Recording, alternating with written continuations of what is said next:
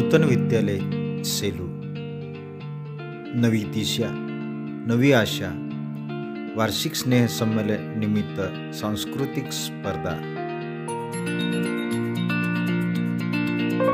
माझे नाव श्रद्धा सातपुते, वर्ग 9 ही जाऊ होते।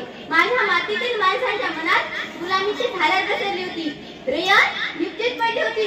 नव्हती गुलामीची तार, अन्यायकारक राजवटीविरुद्ध आवाज उठवण्याची हिंमत। अशा वेळी स्वराज्य संकल्प शहाजीराजेच्या मार्गदर्शनाने मी बाळ शिपायांना घेऊन वयाच्या 12व्या वर्षी पुण्यात आले।